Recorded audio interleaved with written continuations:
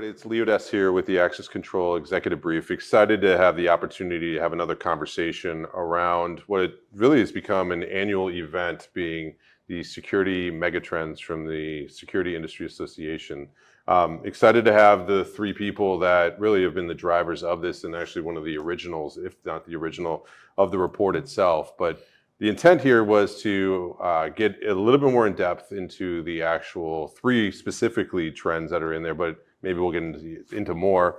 And this is really building upon what happened at Securing New Ground in New York a couple of weeks ago. I guess it's a month now at this point, where there was a presentation by the three of you on these specific topics. And it's hard to get into the nuances of some thorny, if you would, big moving objects within our industry. So the idea here was to dive a little bit deeper. So I appreciate you all making the time to be here to have this conversation and for hosting us here at Brevo's headquarters. Thank you. All right, so before we get into the trends, why don't we just talk about the mega trends as they are? And Steve, I'll start with you. If you don't mind, give the sort of history. What's the process that goes into it? We'll touch on sort of the evolution and then the value. So if you could start, what's the purpose and the history, if you would, of the megatrends? So the word megatrends was first introduced into the context of the Security Industry Association at a panel that I ran at Securing New Ground around 2013, I want to say, because we're now in the 9th publication of the magazine, for lack of a better term. And after I did that panel, I started talking with some of the folks at SIA, and they said, maybe we should do something with this every year. Maybe we should turn this into a publication. And obviously the idea caught on. The original panel only had time to address 5 different megatrends. Now we've kind of standardized on doing 10 megatrends each time.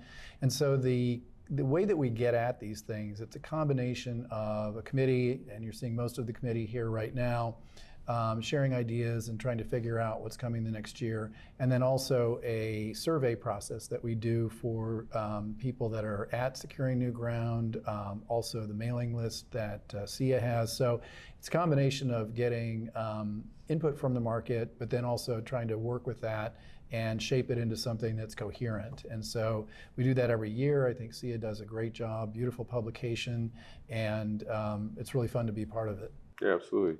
So talk a bit about the value that these types of reports bring, because as not only people that add to it, but then you also use it.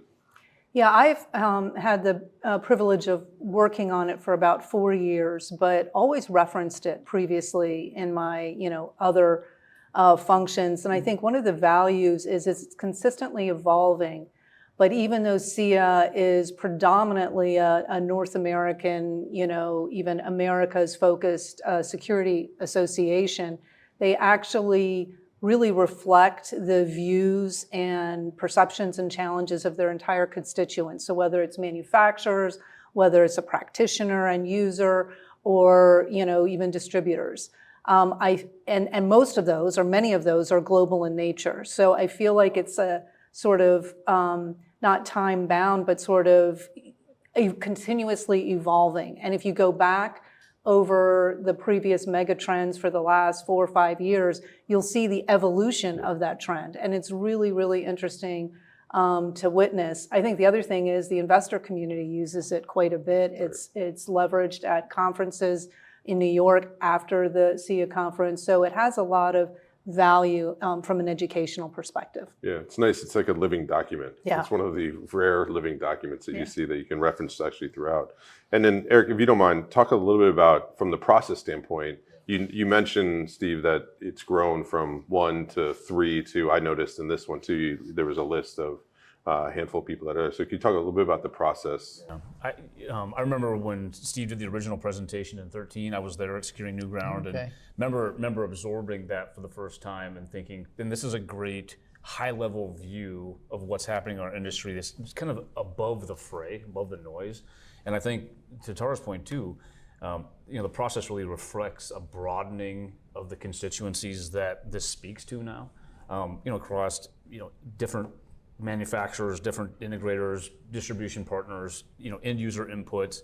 A lot of different inputs are coming into this process now. And I think, you see the dynamic change of this list year to year, particularly this year. I think there's a lot of powerful trends in here that have surfaced through that the collaboration that exists with this committee, with the people that provide the inputs through the surveys, those kind of things. There's just a richer and deeper set of inputs that drive the megatrends that you see in this year's report. Yeah, absolutely. So yeah, for those that are interested in it, we'll put the link to how they can download it.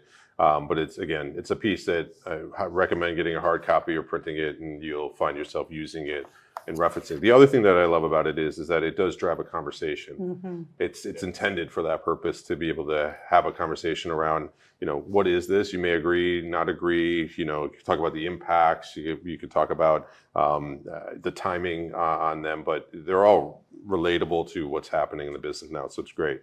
So let's jump into, there was 3 specifically that you all mentioned at Securing New Ground, which I found to be also a nice evolution of how the information's getting out. I've seen the presentations before on these, and this was the first time that it was like almost before the report came out. It allowed sort of a here's our view, and it sparked conversation that, again, hard to do to get into the nuances of it. So hopefully we'll do here. But the one, Steve, that you presented was called Correcting the Systematic Undervaluation of the Security Industry. And when I looked at it actually undervaluation of security, which is interesting, not just the security itself. And it spoke to how it's undervalued despite its critical role, which again, I look at it as it's a utility that's ensuring operational safety and providing actionable business insights. And this is what came from the report. By leveraging modern platforms, security systems can move closer to enterprise-wide importance, which enterprise is an interesting word on that end. And then the changing perceptions within the outside of the industry is key to justifying higher investments in security. So the outside world almost has higher perceptions of our industry than we do on that end. So can you talk to a little bit about the intent of that? Because it's a very, you can tell, it could be controversial, I guess, or it could not be. I mean, it's an interesting, different, it wasn't technical. Right. Which I think is the other one, yeah. It's not technical. So the way I got into this, and obviously we're a security technology provider, so I look at things from a provider standpoint, is a lot of customer reactions, frankly. So, if you're selling video surveillance in a SaaS context, sort of a market price is $20 per month per camera. If you're selling access control, it's kind of similar. There's a lot of other security services that are kind of in that same ballpark, right? And if you're, let's say, a mid-sized business, maybe 100, 200 employees, you've got 10, 15,000 square feet of office space, something like that, you might have 20 or 30 doors, 20 or 30 cameras, and so all in, you're not even spending $5,000 a month, probably more like $3,000. But people still complain, oh, this is way too expensive, I can't believe it. When we used to have DVRs, there was no monthly, and comments like that. And then that comes from the same company where they're paying $150, $200, $250 a seat for enterprise IT software like Salesforce. So that same company might have 50 people that have a license to Salesforce.com. So there's $7,500 per month compared to a couple hundred, maybe 300 for security services. And I just felt that there was a big disconnect there, because the value that we're providing is certainly worth more than 1 or 2 or 3 Salesforce.com licenses. No offense to them. Then if you start looking at some of the other business services, cell phones, even on a corporate plan, at least $50 a month. Most companies provide them to their employees. If you're talking about a company that rents vehicles, $300 a month for a lease, $350, something like that. And so I put together a histogram, and basically what it shows is that the expenditure on security services, and I'm talking about the subscriptions here, is way down here. The expenditures on all these other things is way up here. And I thought, well, why is that? It seems to me like we're delivering more value than that. Another way of getting into this, kind of more man on the street, is mobile credentials, specifically credentials in the wallet, have been a big thing now over the past couple of years. And if you look at kind of the market retail price for those across all the different providers, let's just say on the high side, it might be $2 per month retail. It's probably more like $150 or $1 in bulk. And people compare that to plain old plastic card. It's like, oh my God, it's $2 a month, right? Well, that same person is sitting there with $3.75 Starbucks in their hand, and they have one of those, every day. And so the person who's saying that $2 a month is too expensive is consuming 375 cents worth of coffee every day. So that also seemed kind of out of kilter. Now, on the diagnostic side, and not to be too much of a therapist about this, I think some of this is that we haven't broadcast our value well enough to end users. The other part of it is, I think, a little bit looking within, and I'm not sure that we all appreciate the value that we're providing to people. If we don't buy into the fact that a digital credential that's inside a secure element on the phone that has basically zero provisioning cost, that can be retracted instantly, it's on a device that people don't lose, all of those value steps in there, if we don't have those things in our mind, and this goes up and down the scale of the software, then it's going to be very hard to change the world, so to speak, and get that value proposition out there. So I think we have to start with ourselves and say, what are we telling people?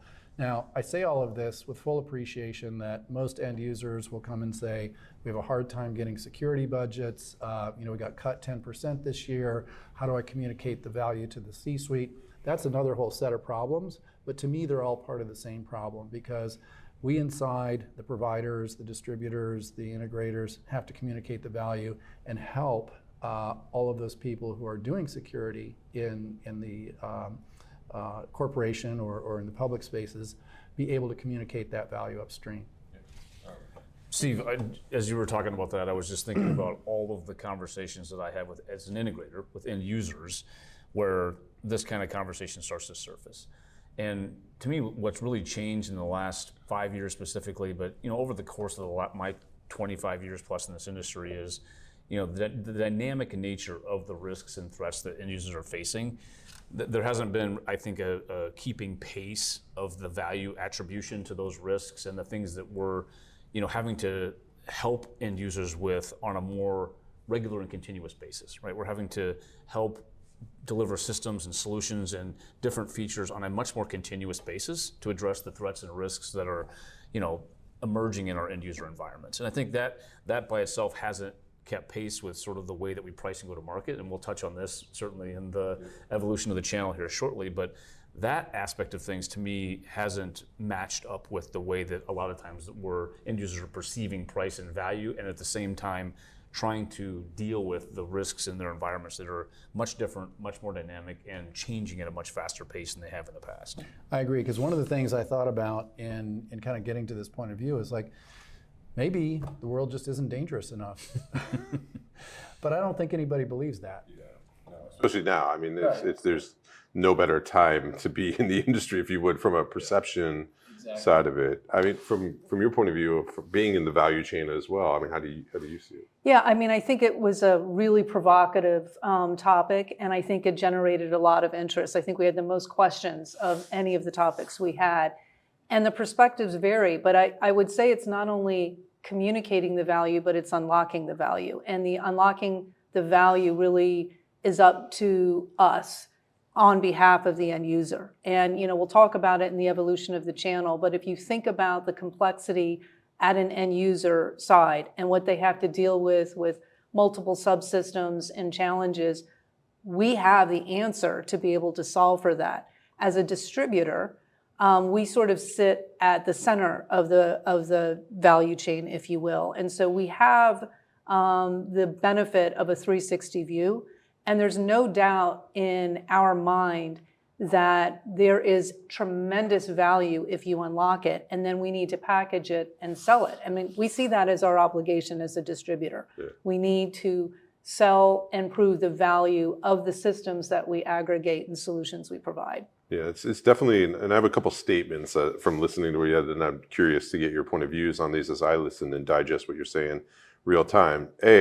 Sounds like we have a tagline that we could possibly use as an industry of unlocking the value, which plays on the whole, maybe selfishly from the access control standpoint, but you're talking beyond just access control on that end.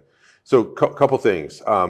This cost to perception to delivery of value, like that are adequate to the increase on that, like how do we solve for that? Because it's one thing where Salesforce came in to the industry and frankly, blank slate, introduce their pricing. So it was that watermark started at a very different place than where our watermark started. We're now trying to, as the industry has evolved, create a new watermark in a lot of ways, right? But how do you solve for that? That's an interesting, probably Harvard Business Review sort of class project, right? Of we've got increased complexity, increased value delivery. We've got perception of it probably low in a lot of ways, right? It's not one of these things we pay attention to till it's bad, right? But like, how do we correct that? So a couple of things. One, I'll say just in terms of the evolution of the market, probably the best thing that's happening or happened to security is that it started coming under the umbrella of IT. Right. Bigger budgets, better perception of value. And so that's a good trend already. But there's a very interesting experiment happening right in front of our eyes right now. If you take a look at some of the new AI-based offerings, the standalone AI offerings that are coming in, and they're layering on top of access control, or they're layering on top of video, and you look at the pricing there, it's $100 a door a month on top of a door that's costing $10 a month. It's $150 a month on top of a camera that's costing $20. We don't know how this experiment is going to turn out, but there are a new crop of people who are coming in, many of them with a Silicon Valley frame of mind, many of them with enterprise software set point, and those are the products that they're introducing right now. We can actually get a real-time experiment as to how these things turn out and whether things like that, AI specifically, help elevate that sense of value.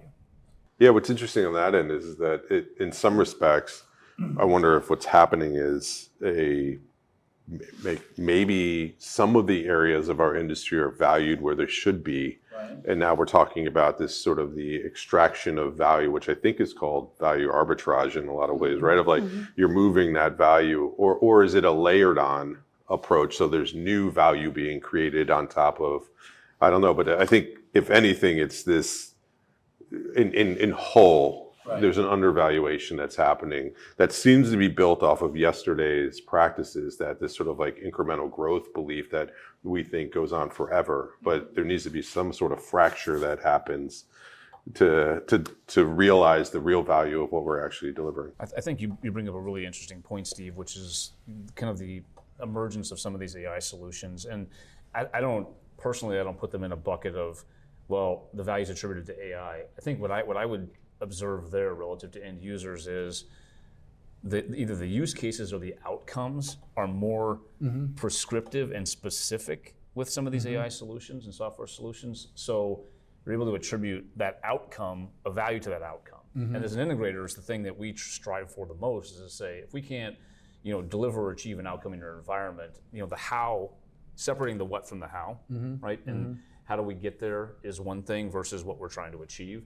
And I think a lot of times we see technology that's evolving and changing being compared to the prior version of the technology versus the way that we're delivering outcomes. And I think it's a little clearer with some emerging AI use cases where the value proposition is implicit in the outcome it's delivering versus the underlying technology, and no one's comparing that to a prior technology. So I think if we collectively as an industry can put the focus on the value and the outcome that we're delivering to the end users, and this gets a lot easier, I think, when you get to specific verticals and depth of use cases. But when you do that, I think it's a lot easier to make a case for the value that we bring to the table from a solution delivery perspective. 100% agree. I mean, you sort of stated it when you talked about Salesforce, and then we talked about the maturity of an industry that inherently is risk adverse and is there to prevent risk. And then Steve mentioned now we're part of the IT industry, and the IT industry is always looking for ways to innovate and disrupt. And if you think about the technology focus versus the outcome focus, it's that red ocean. And you talk about Salesforce and you talk about the iPhone, and we spend, gazillion dollars on our mobile devices and our wearables. And those don't necessarily protect us, but they make life easier. And so if we can think about, not to coin a cliche, moving to a blue ocean strategy and how we sell and communicate and unlock value, disruption is actually good for our channel, It's not necessarily good for the end user because then it creates, complexity. But if we can band together as an industry and look at ways to partner better together to create end-to-end solutions, and we don't have to make it all ourselves. We aggregate it as a distributor, but that's what the end user needs, and that's unlocking more value in my perception. We have to stop leading with a thing. We have to start thinking about what problems are we trying to solve. Solution-based done on that. So actually, you're leading to my next area that I want to get to, and let's be answering the no budget with end users is a real. They're dealing with that on a regular basis. You started to move into like, okay, so now what type of let's say that this is true.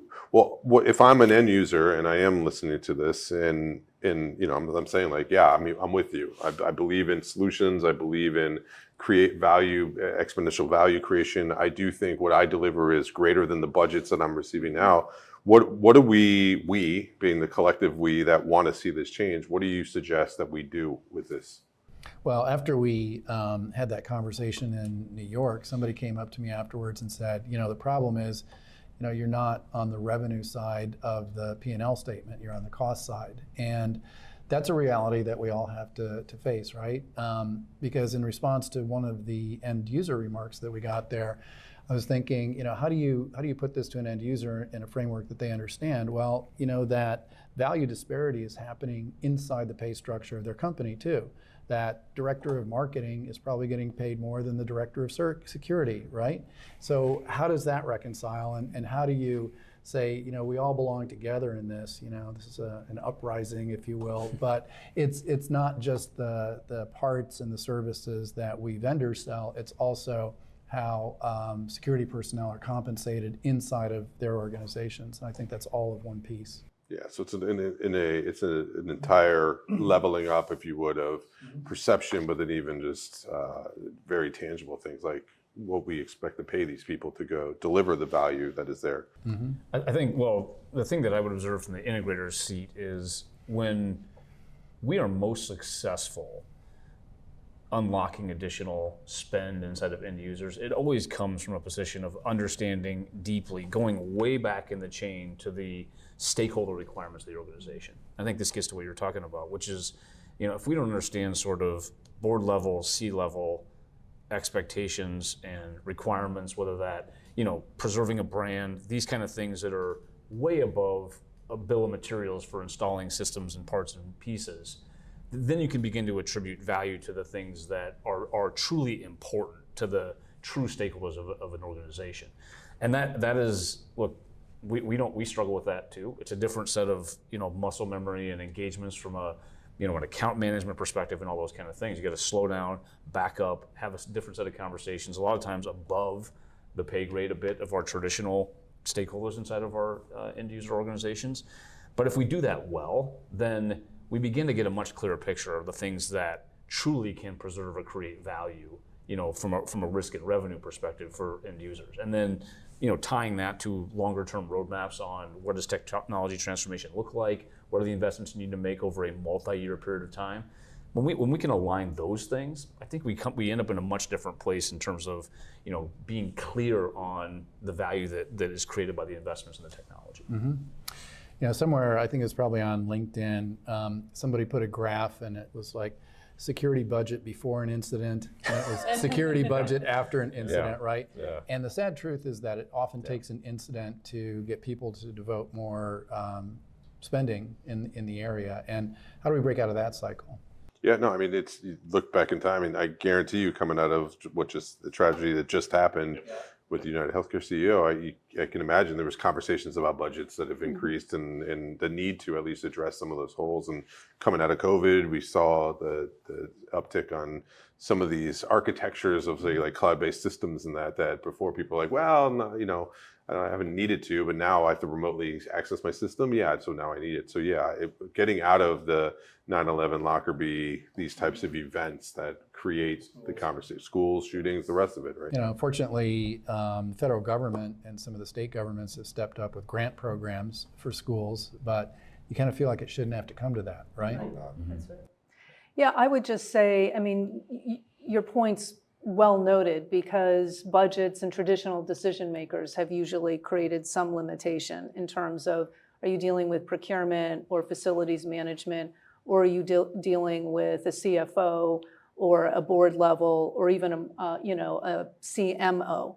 And we're seeing use cases where, because the tech has evolved, driven by AI, and we've talked about, and in fact, this was Eric's coined term, visual intelligence, for the camera being a sensor, we've seen a lot of retailers use a marketing and growth budget to optimize merchandising, foot traffic, placement of materials or displays or end caps in a retail environment, in addition to loss prevention and security issues. So when you can affect the top line and when you can use your tech to drive different outcomes based on the needs, it's very powerful. And those solutions are flying off the shelf, right, in terms of the use cases of what national and global retailers are using now to leverage the traditional surveillance solutions in a very different way. Yeah, there's definitely the opportunity to redefine what the value of security is that goes beyond keeping people safe, which is, I think,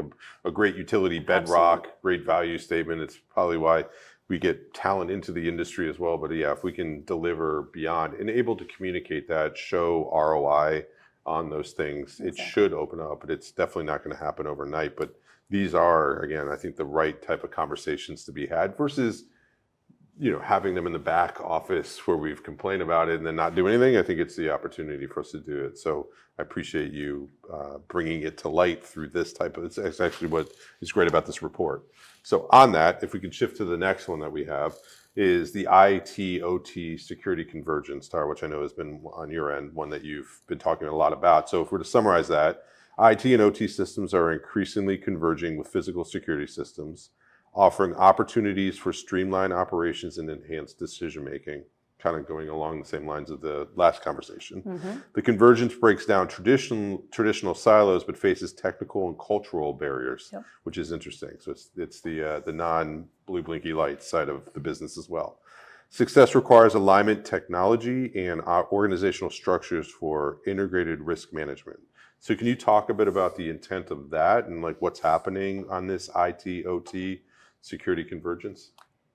Yeah, so, if you take a walk down memory lane, and I guess it was, the first analog camera was introduced in 1940. It was purpose-built, set on a separate and proprietary network in a silo. It took, 50 years before the IP camera was introduced. That's sitting on an active network. And now, not even 20, 25 years later, we're talking about AI embedded in cameras and connected to multiple devices on the edge, driving a high level of compute, leveraging where you can cloud applications, so you're not having to go unlock, a room to get to the server to see the, incident that happened. And this push to be more predictive versus reactive, to move from guards and guns to security professionals that have predictive signs, get alerts, et cetera, to building management or operators wanting to manage multiple sites at a time.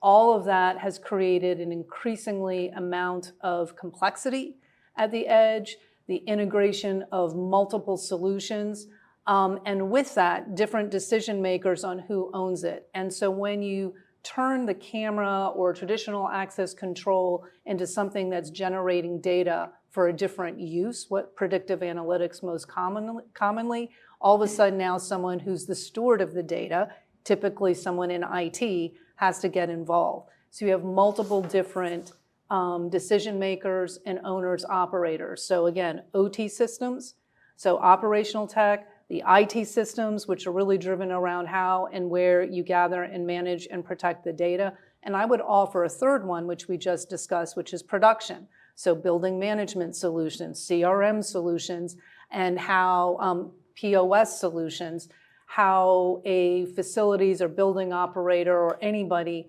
brings all these solutions together. So I'll pause for a moment, make sure I got to it. But I think what you have are different cultural norms. We've already talked about it. Security industry, their job is, to protect and prevent and keep everyone safe. The IT industry is to leverage all this data and tech to drive more efficiency, other outcomes. And then the operator is dealing with all the subsystems in a building, facility, or community, and how am I going to manage that? It all comes down to where the data layer is and how you democratize that and leverage that and bring those systems together. So that's what's driving kind of this sort of cultural, I don't want to say clash. It really needs to be an integration, but it's creating complexity at the practitioner and end user level. Okay, before I jump into questions, any? Tara and I've talked about this together for quite a few years now, and one of the things how I like to help frame this is to think about this in the context of like the biggest, highest level themes that are emerging here. And to me, you've heard me say this before, but really these are fourth industrial revolution kind of themes here. And you're talking about really the move to a connected world in general. There was a McKinsey report not that long ago that talked about 100 billion connected industrial IoT devices by 2030. And I think that's what really is at play here. You're talking about us navigating a change that impacts humanity on the level of those prior industrial revolutions, right? You're talking about the mechanization of manufacturing and electricity and, computer chips. This is a fundamental rewiring of the way the world operates, right? The way that we live, we relate to each other, how work gets done. That's what we're navigating here. So when you talk about the tensions that exist there, I think there's no playbook for this in a lot of ways. But our industry is uniquely, I think, at the intersection of this because we have a long history of connecting the physical world to the digital world. And as this connected world theme kind of emerges, clearly the sensors that we manage in the security space, access and intrusion and video and all types of other systems that have traditionally been used to reduce risk are now coming into play for these additional use cases. So I think it's good. I like to describe it that way because when end user organizations can step back and kind of recognize what's happening, it allows them to have a different conversation about, well, how else might we think about our investments in technology, connected technologies that can drive obviously better, risk reduction outcomes and security, life safety applications, but then also provide value in other areas. So the ability to step back and just sort of internalize it that way, I think does help set the table for why there is additional value, going back to your theme, that can be created by investments in a lot of these technologies. Yeah, I was thinking a little bit about the starting point of the convergence where everything was in a separate system, a separate server in somebody's data center or office. And back then, if you wanted to connect two things, an IT/OT convergence, it was usually pairwise. This server and this app to that one, and there's very often a cable involved, right? If you fast forward to now, the integrator loves the cable. So yeah, I know. Not. In some cases, some still. Yeah, love cables myself. Got a lot of them in my house. Nothing like a wire. Yeah. But if you come to the present, everything's already on the cloud, and so all the plumbing is done, right? And I think this is one of the reasons that AI is going to have such a faster path to market or path to value, is because it's going to be delivered on top of cloud platforms that people already have. So there's no new computer, there's no new login, there's no new anything. It's just already right there. It's at your doorstep, so to speak. And so I think that even in the security industry, where I think people are still finding their way with what are the best AI applications, it's immediately available as soon as somebody figures out exactly what the right feature set is. Yeah, it's interesting on that end. There are so many that you can turn on, right? And then they also do evolve. The rapid side of the adoption of them, the value they can create, the evolution of them, like the Sora just launching now, the video AI. I mean, I think it's out of control from what probably would have been like 5 years worth of time is like, it's been, I don't know, months on that end. Question though that I have with this, and because this feels like to me one of those that it's hard to put at some point, it's just going to flip in some respects. And we're going to be like, oh, that was the IT/OT convergence that we were talking. Is there going to be a moment like that? Right? Because we hear a lot about it. We hear about the convergence of it.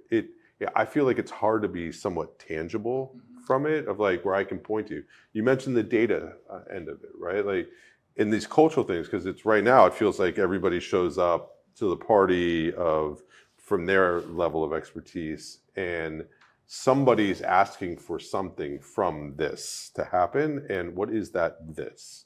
I would purport that we're already there. Okay. We just may not recognize it, and I think it takes different forms. And again, going back to the consumer of the solution, if you go to the small business, a lot of them are moving to cloud-based solutions for ease of use, so they don't have to think about the decision making because they don't have an IT person, an OT person. I mean, they have fewer resources. So, cloud type solutions have taken off more in the smaller to medium-sized business. At the highest end of the business, the global enterprise and the hyperscale, they understand that they have anywhere from 10 to 15 to 20 subsystems in any facility, and whether it's cabling, they want to reduce their carbon footprint, they want to optimize energy, they need speed to market, they need multiple locations to manage. And if you think about AI and the data center world build out, it's not just hyperscale, it's colos, it's multi-tenant data centers. There are data centers in every building out there, in every community, housing data. And that in and of itself is creating already an IT, OT convergence. I think the challenges have been that with the increasing risk of all of this complexity, you have exposure, you have ethical and safe use of data, there's HIPAA regulations, the regulations that vary by state, it's GDPR if you're EU-based, and a lot of people follow that anyway. And then there's an increasing risk and breach of data and personal identifiable information. And it's not if, it's when and how many times that's happening. And so we know that. And so no one is better positioned than the security industry to understand that. But cyber security and physical security have already merged by definition and necessity. Okay, so this is, it sounds like there's also like this massive consultative opportunity to help people transition, because it also can feel like it is so confusing in some ways, or maybe it's so big that at some respects it's hard to know what to go do in that end. So it sounds like there's opportunities to help bring people along that I believe in IT OT, I believe in the value that's there, I can see things like automation, I'm not fighting, but what do I do, right? Here's how I think about it. I'm a stupid, simple guy at the end of the day. Really, I'm an integrator in the dirt in a lot of ways by, decades of experience. And when I think about this, if I was my original company, decades ago, or today being one of the largest global integrators, to me the intersection of this for our industry is where physical devices come into play.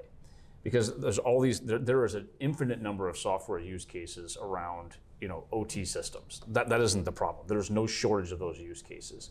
But where I start to filter out the noise in my mind is if there's not a direct physical requirement to maintain devices in physical space, which is what the security integrator does in the security use case, then there's not a lot of value that the integration community typically provides to those areas. But this industry has been purpose-built to maintain and operate devices in physical space that have mission-critical data workloads. 365, 24/7 availability of those devices, the programs, the maintenance, all of the operational services around all those things to ensure that those devices deliver that security use case. So if you can just get close adjacent to those things where there are, physical devices that, are tangential or related to a lot of the security use cases we have, that's where I think we're seeing the initial tranche of opportunity is right there. The further out you get from that into the IT integrator space, the far less traditional value that our industry brings to the table for a lot of those use cases. Because it's data, it's cloud infrastructure, it's all those kind of things that don't require the intrinsic field service organization that our industry is built around maintaining and delivering devices in the physical world. So to me, it's the intersection of those two things around the systems and devices that ultimately can produce the same data for different use cases. Yeah, so it makes me, as you say More that. confused or less confused? No. I'm thinking no. It's almost like a redefinition. It's like, in my opinion, it's an application of pre-existing definitions into something that's changing that we're talking I think about, that's right. and changing the expectation. Like, so if I was to use that Men in Black thing where they erase your memory and then come back, Start over, yeah. right? You'd be like, would there be a differentiation between IT and security? It's a really good, interesting perspective. In some respects, because I actually, I think what you bring up though is really important. If you flashed me with whatever the flashy thingy was from Men in Black, I think the way I would start over with it now is ultimately just saying the expectations for the way we deliver and deploy security systems are just aligned with what is a much broader OT theme. The infrastructure, the architecture, the cybersecurity expectations, the regulatory requirements, the data residency, all the things that more broadly have been OT themes. We would just think about, okay, how do we continue to evolve the way that we deliver our systems and then continue to align to those types of standards? So I think you're right. I think that's a good analogy. yeah. So then I guess, so if I was to take a look at sort of where that, because by the definition of, in my opinion, like there's many definitions to like, but an aspect of convergence is a point of timing in a way, right? Yeah. So are we on the early side? Because you mentioned we're in it. I will agree. I see it on a daily basis. You all work with it on a daily basis, but sort of on that continuum of where I would we're say at. we're at the beginning, At the beginning. or middle of the hype cycle, right? Okay. So it's been happening. We haven't quite realized the value. In some cases, we may be in the trough of disillusionment, but I do think that there is absolute value for our industry in really embracing this, because we really sit in the middle of it. I mean, maybe a fire suppression system or, just pure fire is going to be very sort of, as you say, purpose-built, but also individual. But the convergence of access control, identity management, and the various use cases for a camera solution as being intelligent and connected to, IoT or industrial IoT devices is very powerful, even with fire systems, which is one of the slower growth markets now. I think it's 1% to 2% right now. But if you attach it to things that detect smoke or heat, those types of sensors, that solution automatically adds, instant, value versus just, the traditional. Yeah, it's an interesting. This is where I feel like it shifts to where certain aspects of what our industry has been doing eat into other areas. Like you can make hard cases into the identity management side, whether the physical should drive the logical side of it too. So you eat into that, and then into when the sensors get involved, we eat into some of the fire side, but maybe it's not in the actual piping, right? Like it's interesting to think about of sort of where that moves as we redefine the value that our industry delivers. Tara, do you think though that the real intersection of this really just comes down to the camera in so many ways today, right now? I think that the use cases around that. Yes, the camera, but not necessarily the traditional camera. It could be an evolved access control where a door strike, eliminates perhaps the need for a panel, and there's some sort of a sensing, infrared, whatever it is, heat sensing solution. So I think the use cases for the camera are starting to spread into all sorts of different types of devices. Right, but then Does at that that make case sense? though, are we from what it sounds like, are we just a data industry then? And it just happens to be an application of a camera, a door sensor. I wouldn't say that, because the data helps us be more predictive, more efficient, safer, more compliant. But we still have to have kind of what the core of our security industry is, right? Let me ask it a different way then. Yeah. Are we a data industry that's being applied to security then? That's an interesting question. I would say hear Steve's answer. possibly, yeah. I'm looking for Steve's answer too, particularly from an access control and identity management. Yeah, so I mean, we're definitely a data industry, but it's the irreducible physicality of our industry that makes it very special and very different from all the others. we were joking a little bit about cables earlier. One of the most important things that's happened to make it look more like the rest of IT is anything that can be wireless, anything that can be battery powered. Yeah. Obviously, residential alarm systems are 100% wireless right now. And so it's much less of an integration activity because all the integration is in the wireless protocols. You stick these things around and they go ahead and do their thing. That hasn't penetrated commercial as much because we still have a lot of different systems. There aren't standards for everything, especially in access control. OSDP was a major victory, but that's only one interface. On the other side of the control panels, there's still 20 different ways to do it. So those pieces that are all physical keep it a physical, and to your question, Lee, mean that we're not just a data industry. Going back to the convergence, though, we're seeing more interesting uses.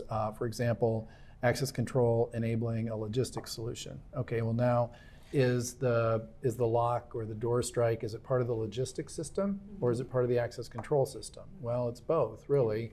But to the original questions we were asking about value, once you're part of how something gets delivered or how food is kept frozen or whatever your favorite use case is, now you can be regarded as being part of a different value chain as opposed to just stopping bad things from happening, which I think is a little bit of the neighborhood that we grew up in and the neighborhood that we're trying to get out of.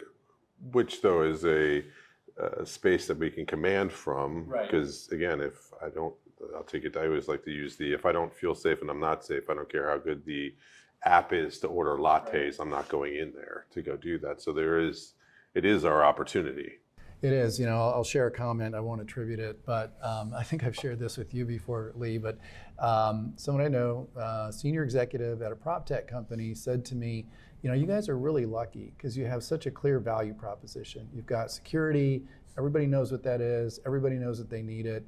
And with my prop tech thing, I got to explain what it does and tell people why they need to have it, right? So I think even with all the other questions that we have around this thing, we do have a very clear value proposition. Everybody, you say the word security, everybody knows what it is, and people know that they need it. Yeah, maybe we need some swag to meet our level of importance as an industry. We don't need to apologize about what we do. We need to actually go out and tell people proudly what we do. It's true. And I always push back on that we're a data industry or we're moving to that direction. I think it just puts the goalposts so far beyond what the vast majority of the infrastructure of this industry is all about. Mm-hmm. Maybe it's, device data delivery. Like you start with a device and you're delivering the data to the systems that ultimately, attribute value, because at the device layer, the system layer, where our core expertise and capabilities are built around, there is a lot of incremental value to be unlocked. But in terms of just trying to reframe this industry as a data industry, I just find that a challenging proposition for the vast, maybe that makes me most people don't look at their data. Exactly. No, right. Yes. Well, right. We produce an enormous, historically we produce an enormous amount of data as an industry, but we haven't normalized it and enabled it to be used in ways that potentially can add value in other areas. So I think that's right. Our solutions are designed to detect certain amounts of data and react and respond to that or send off an alert or whatever. So I think that's the challenge. That's sort of why when you ask the question about where are we in the cycle, it's at the beginning because it's a whole different set of use cases. All of a sudden you need data scientists and people who can create and manage algorithms, and then you've got to curate all the data for the end user. Someone needs to do that to put it into something that they can consume or even manage, and then who owns the data, and how do you get access to the data? And again, if you go back to just using a building, to use Steve's example of PropTech, there's some 7 to 13 subsystems in that building that someone needs to manage, and someone needs to aggregate it and pull it all together for an efficient, user outcome. I think Steve, you said something really important, which was just around the use cases, and we talk about this a lot internally, which is we've all grown up in an industry where the use case was a very clearly defined box that our sellers or project managers of the systems, everything else operated to deliver outcomes in this box.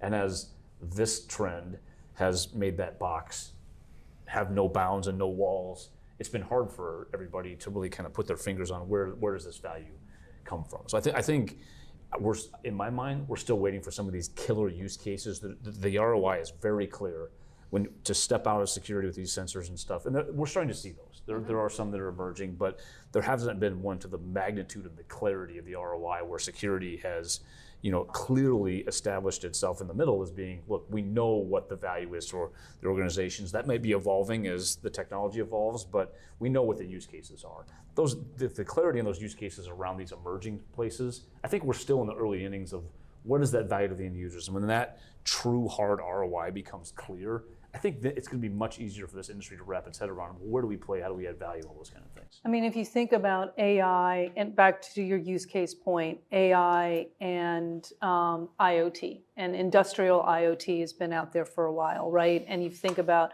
consumers of IoT devices, it's utilities, it's oil, gas, power, that type of thing. And then consumers, we're all living in a smart world. Our devices, our homes, our AV or smart homes, et cetera. And now we're starting to see it more in buildings and in manufacturing, from a, end customer, end vertical and use case perspective. So safety, compliance, and then in certain cases, retail. But to your point, it's going to be vertically specific, it's going to be segment specific, and it's going to be individual use case specific. So that you wrote down here verticals, because that was going to be my next question. Was I think if I was looking at our industry, you talked about, and some I like to talk about it. It's been predictable in a lot of ways for years, right? And we had that single value proposition. As long as we did that, everyone was like, all right, we're good. And the budget's met it, value was understood. It was now a case of we're gonna go get it. Foreshadowing of a trend here next. And we're gonna go get it, and it's whoever touches it first or has the best price and whatever. But realistically, I like to think of it as we took somewhat of a horizontal approach to the marketplace, and the same systems that we use to do this building that we sit in, where the airport's also, or the local sub shop on the corner, we just applied less of it or more of it, but it was the same product. So we're now, the value, when that same lens is put onto what's happening now, it's hard to see it. But then when you shift it to the vertical side, like the logistics one you talked about, this is where I always bristle at when they talk about the size of like the access control industry being 10 billion.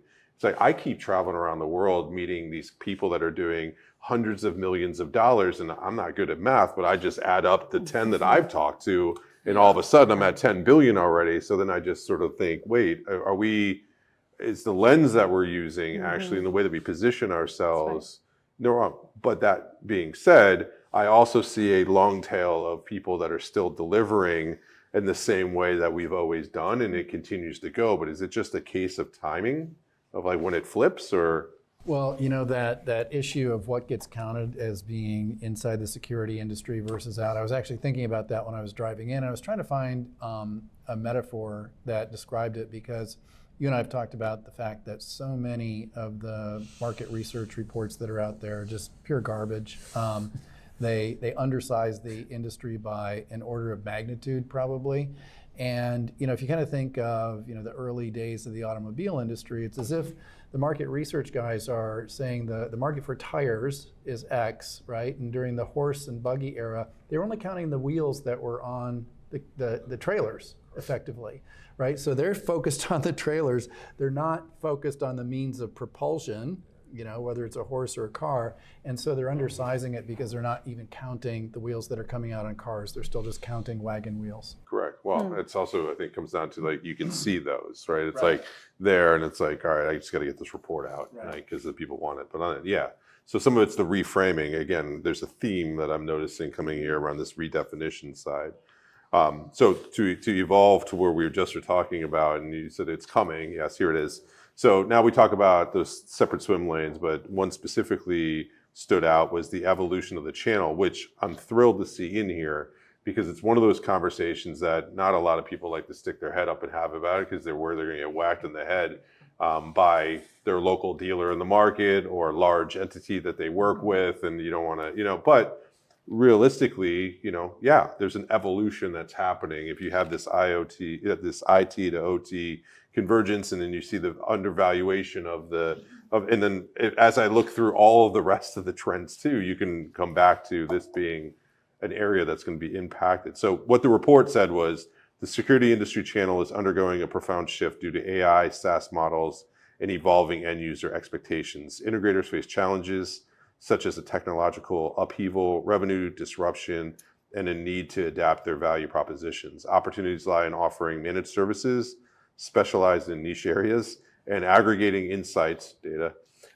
to meet complex customer demands. So why now, if I could start with that? Are we at the point that this would be in a Megatrends report? Yeah, I think I'm going to go back to what we were just talking about, which is we've all spent most of our careers in an era where the use case was very defined, the technology and risks evolved relatively slowly, and that's just simply not the case anymore. And I think the reason it's entering the megatrends now is I think we're at a unique confluence of three really kind of critical themes right now, which are there's that technology modernization element. I think that's the best way to frame the evolution of the architectures of all the systems, the move to cloud, AI, IoT architectures, big data, all those things. All of those things are really maturing right now to a point that the application to the enterprise in our space is viable really at scale now. I think this has been the promise of a lot of that technology over the last 5 years, and I think we're really reaching a tipping point there. So that first theme being technology modernization. The second one I think is really the rapid evolution of end user requirements. And we touched on this earlier, but just the dynamic nature of the risk that they're facing, the bringing solutions in faster, budgets, use cases, the actual end user requirements for solutions, I think in the backdrop of this technology modernization is that second critical inflection point. And the third is just the market dynamics. I mean, the move to services, supply chain, global risks, there's all the things around us in this industry that when you put those three things together, the way solutions have traditionally come to market is being challenged. And I think that's what we're starting to see and what we've seen over the last couple of years. We've started to feel in this industry that there is an increasing lack of clarity on how some of these new solutions come to market. I think we hear that confusion from end users a lot on, well, I hear from a distributor or a manufacturer or an integrator that they're the best path to bring this new solution to market, and how should that work? Going direct. Yeah, yeah, right. Yeah. Yeah. Does that frame it? It definitely does. But so my two things that I wrote down here that I think I want to touch on. But the first one is, all that being said, yes, I agree, but I'm busy still, right? Like if I'm an integrator, like I hear it from them. I'm busy as it is. So what? What do I do? Right? Because yes, it is. But at the same time, I'm trying to keep up. I have talent issues, the rest of it. So as an integrator, and as people that work with integrators on a regular basis, so what? Like, what do I do? Yeah. I think there's a couple key things. I think at Securing No Ground, we talked about this Venn diagram of manufacturers, hardware and software manufacturers, distributors, and integrators. And really kind of the overlapping parts of those circles was services with customer solution in the middle. And I think it's important to recognize that a new level of collaboration is required now. I think in all directions is how I would think about it, excuse me, from the integrator's perspective, is we have to be really thoughtful about the ecosystem of partners we bring together in the delivery of those solutions to our end users. And what do I mean by that? I think it really starts to become clear when you think about it in the context of services is what does it mean to orchestrate, a complex solution for end users when they're dynamic cloud solutions, there's unique abilities in the distribution world to help bring those solutions to market more specifically. So the technology integrations that are necessary for us to work with our partners on to help bring those services more clearly to end users is a big piece of that. I'll drill down on something specific for a second. When Steve describes kind of the incremental capabilities or feature sets that come more rapidly on a cloud platform, that is a really important way to solve new problems for customers. That's inevitably tied to physical hardware in the real world. that orchestration of that partnership, when a new feature comes out on a cloud platform and in an incremental release or a new feature capability turned on, well, what does that mean for what the hardware dependencies are in the field? How do we help enable marketplaces and solutions that come faster, that orchestrate all those moving parts? And I think that's the difference in the muscle memory that our industry is kind of relearning right now. What does it mean to bring a more dynamic, real-time set of solutions that have all of these dependencies to our end users in a way that doesn't create a bunch of confusion? And I think that's challenging the way a lot of us thought about it. We've all had kind of our traditional swim lanes in this industry for a long time, and now a lot of those lines are being blurred. There's services emerging across all of our respective universes that are challenging the way our end users are used to consuming a lot of these solutions. Yeah, I would just say that, so a couple of great points there. In terms of value in keeping up with the change, I feel our industry and all constituents in that sort of value chain have an obligation to not only focus and understand the end user, but really understand how we're going to come together. And, I agree with you completely. It has to be this interlocking of value that each player probably individually offers, but also when you it's like 1 + 1 = 3. I really think it's key to unlocking the value. If you think about distribution, there's things that we didn't really think about before from a pick, pack, and ship, and kind of understanding the end user and global presence and financial support and services. It's supply chain assurance, it's chain of custody, and you're bringing together we've talked about complexity from the sensor to the camera to the server to a cloud application. That's complex.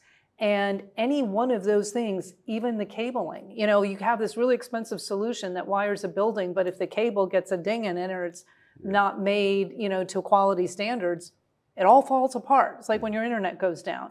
So, I think all of this creates an opportunity for us to really understand those challenges and then create more simplified ease of use for end users. I would say digital distribution has always been seen as, physical assets, warehousing them, putting them on a shelf, picking it off the shelf, shipping it, et cetera. But in the world of software, it's digital distribution, and there's a lot of complexity. Every single one of those devices that are connected on the edge has some unique application. For an end user, what we hear is, I have a different, I don't know when the firmware is upgraded. I have a, annual license here. I have a monthly license here. I want to be able to aggregate the solution and redistribute it through an integrator to an end customer in the way they want to consume. So we are defining ourselves in digital distribution world where we can add value versus just, passing the value along. And I think every single player needs to think about how they evolve to support this new environment. So I think I agree with both of you. I think there's a piece of this conversation that's been missing for quite a few years. This has always been, what does the manufacturer do? What does the integrator do? What does the distributor do? And we're not talking about what the customer does or can do. And so I think the cutting edge of this conversation, or the additional thread that needs to be mixed in, is the notion of customer self-service. So for example, if I want to add more streaming services, I go on the internet, I turn them on. If I want to renew my Apple Care service and warranty, I do that online. I don't have to talk to a salesperson. I don't have to wait for somebody to come out and sell it to me. I just go online and I click and I buy it. No offense, Eric, but I think integrators are threatened by that model where the customer is basically going crazy and buying shit online. Somebody relayed to me a conversation with one of our customers, and the customer was unaware of various services that we have, and the person asked her, would you want to add these? And she said, yeah, but I'm never going to call up my security integrator. I'm never going to wait for them to come to my building and explain them to me, and I'm never going to add them because I'm too busy. Would you add them if they were online? Well, yeah, of course. So I think that's the next stage of this, and I think that any of us who want to be ahead of it is add the customer to this mix of who's doing what and who's driving what. Well, that could maybe need we'll add another circle to the. Yeah, well, look, Yeah, that's I don't why know this the is why circle. customer solutions in the middle. This wasn't missed in the Right. Venn diagram. This was the center of all of this is customer solution, and from an integrator's perspective, that's the only way we add value. So I think the thing that gets missed consistently is people think this is the software only world. If I turn on a marketplace Right. and I sell a license, friction free, somehow all of the field devices are going to get orchestrated automatically. It's sort of always the letdown that comes from the high velocity software sale when a physical hardware dependency exists is, oh my God, this AI, computer vision model that I thought was going to work on all my cameras magically doesn't actually function. Or this new digital credential, somehow the reader infrastructure that I have is not up to date, or the firmware is out of date, or I don't have the right readers, or all those kind of things. So I go back to, again, collaboration. This requires a unique set of collaboration for the velocity to really work, because there is no single way this works independently. And everybody can stake out a little bit of their ground and say, a different piece of this chain is broken or slower than the other, but the reality is there's dependencies across the way. And in my mind, the digital collaboration between, the integrator, the manufacturer, hardware and software, and the distributor creates the most efficient way for solutions to come to end users, because that dynamic, more real-time provisioning and creating of those capabilities in end user environments is what everybody wants. When I say everybody, I mean the end user, which is where all of our revenue comes from. So in the end on this, and trying not to be just cheerleaders of change here on that end, and it is evolving, but usually with evolution, there is winners and losers in this evolution that goes on too. And I guess from an integrator standpoint, from the channel standpoint, is this net negative or net positive in the end, do you believe? I think it's absolutely net positive. I view this nothing as positive. I just think about our most innovative partners and distributors from my personal seat right now. When you say partners, you mean manufacturers? Yeah, manufacturers. Yeah, and when I say manufacturers, I mean both software and hardware. That the tighter that collaboration becomes, and the more we co-innovate, we co-sell and co-market these solutions in a way that collaboratively bring them to market, the more value I think is being unlocked for the end user. And I'm going to go back to something you said earlier, which is the specialization. I think where this really finds depth and velocity and incremental growth for everyone is in that specialization around verticals, around use cases, and being able to tightly orchestrate all of the moving parts of the software stack, hardware, the programmatic delivery, the maintenance, the services, all of those things to bring that solution to market in a more turnkey fashion. There's a lot of value in that, incremental value for this industry, for everybody involved, to bring those solutions in much, much faster way to market. So on this topic, I was recently watching a documentary on Netflix. It's about, I forget it's called Buy Something. Anyway, it's all about the way that modern e-commerce in particular, but vendors generally have had this obsessive focus on making it easier for people to buy stuff. And sort of the pinnacle of that would be when Amazon introduced one click, right? Yeah. So that's it in one image. But they obsessed about how to do that, right? And that was the whole focus. We don't really have that same obsession in the industry about making it super easy for people to buy stuff. That's just not a focal point that we have. And I'm wondering how it would go if it were. Yeah, well, I mean, just in construction, really, in a lot of ways, there's the complexity in the process. The fragmentation is typically the industry's opportunity, where the value is seen as being able to do that. But as things shift and the value is not solving for the complexity of the different parts and pieces, but actually solution selling into the marketplace with some complexity, because I don't know, I'm pretty good at the audio video stuff, but I still would probably bring somebody in to fit out my office for it, because there's an aspect of time also. Lee, I think somebody described it to me this way one time is, I think and this is somebody from outside of our industry, said it's very clear to me, this person was big tech, that your industry is undergoing a transformation from construction contracting models to a services business model. And largely, I think if you look at it, if you were able to zoom out and just kind of compact the last 5 years of time, you really see that happening. And we have a long history in this industry of much more of a project sale, construction, contracting methodology of how we all engage with customers, project delivery, and lien rights and all the things that are kind of around the physical property world. It's how this industry grew up. And it's a business model transformation writ large across the whole industry towards a move to services and a services business model. And that's a very different, it's more SLA driven, it's more KPI and outcome driven, it's much more dynamic and real time. And again, it takes the orchestration. It doesn't take a lot of creativity, or mental brain power to kind of envision what transpired over the last 20 years in the IT world and the move to MSPs. And there's a lot of a blueprint for, I think, the way this industry is going to evolve in the next 5-10 years in that move towards more of a services type business model. I like that a lot, actually. And this one too, and something that you all have said in here, that this one seemed like the one that if you were to take a look at the first Megatrends and then follow 2, 3, 4, all the way to 9, this is like an outcome of a lot of those foundational Megatrends that you had. Is sort of like, because of these things in a lot of ways, we're now seeing the evolution of the channel. So there's like a history lesson to go back to go look at. And I wonder which of these that are in the report now, when we look 9 years later, we'll be like, this IT, OT convergence, the value story, the rest of it, here's now the evolution of, I don't know, it could be the evolution of the end user, like something that's going to come out of that. I do think that, back to your point about, championing change, and Steve's point about, one click with Amazon, I think we have to be thoughtful, again, if the end user is at the center and we're really trying to understand, and quite frankly, how we all like to consume.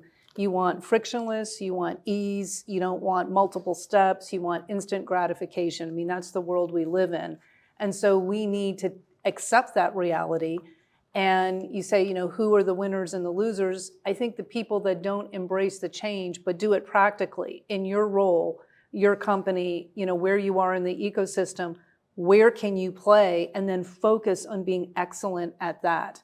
Because if you try to be the jack of all trades, we know what happens. And so I think it's going to be an evolution for all of us, and we have to be very thoughtful about it. I think we do have to collaborate.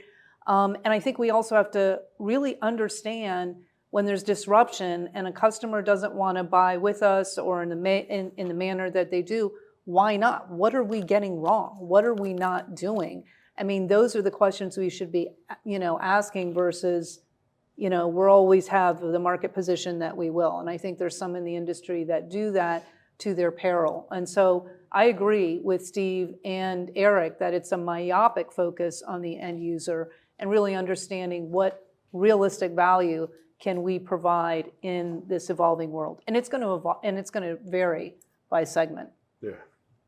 All right. Well, I know we're mindful of time, and there's another 7 of these that we can get into as well. A lot. Yeah, I know. I would, trust me, after this kind of conversation, I would love to go do that.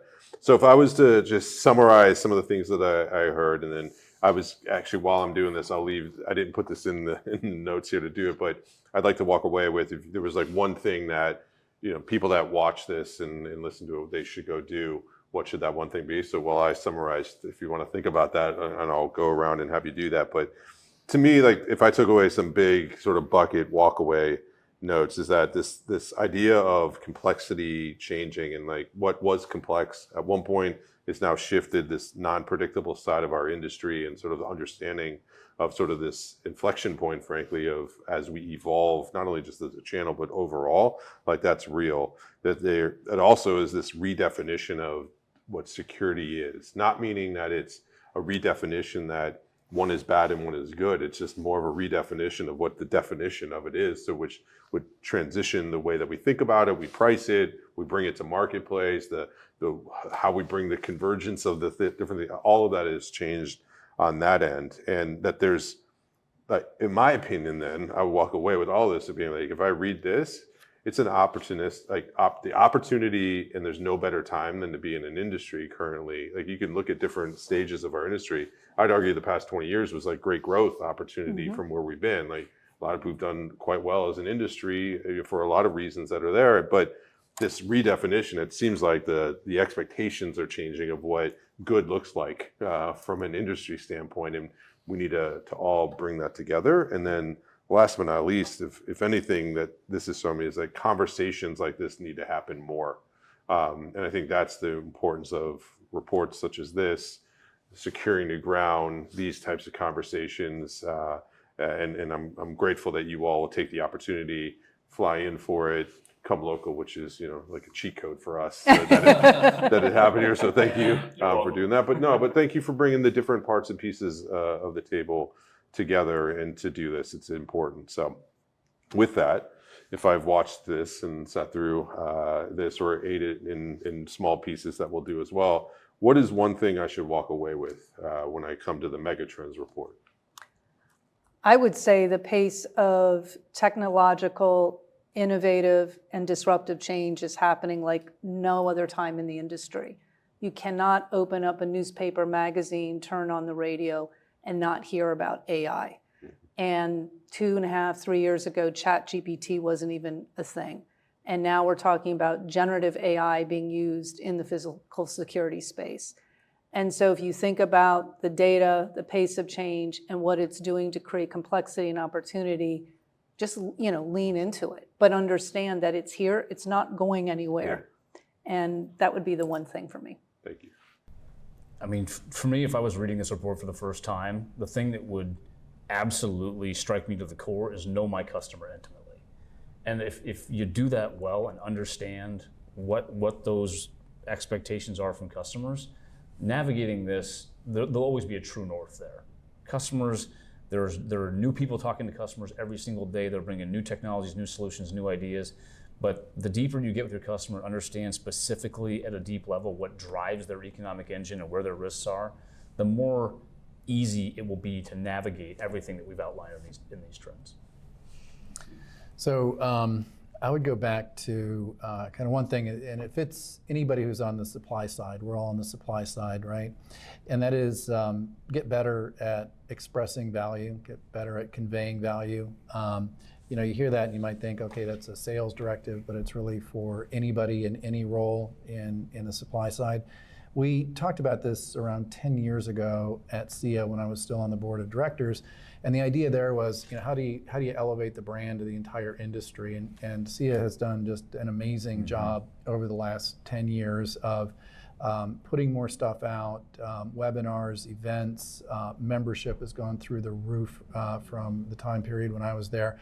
And so they've done a really tremendous job at that level. But I think at the individual level, conveying that value to customers is part of the way that we get back to this, why do I think that we're systemically undervalued? Because we're not good at explaining it. And we did a summit a while back for our customers and had a speaker there who goes by the moniker Demand Gen, and she has a great bunch of stories about expressing the value of doing nothing to your customers, and then showing the delta between the cost of doing nothing and the cost of doing something with you. And I think for a whole lot of people that don't live and breathe security every day, they're unaware of that cost of doing nothing. And so it's an educational mission, but it's also becoming better at conveying value and making sure that people understand what it's going to cost them not to move forward with something. And that's regardless of the technology, regardless of the provider, regardless of where you are in the chain, everywhere. Wonderful. Well, thank the three of you very much Thank for the you. opportunity to do this. I also want to thank SIA, so Jeff Cole, the work that he and his team put together to do this, the group of advisors that helped give feedback as well to make this happen. And thank you. We'll put the link to download the report, and we look forward to having continued conversations just like this. So thank you. Thank you. Thank you.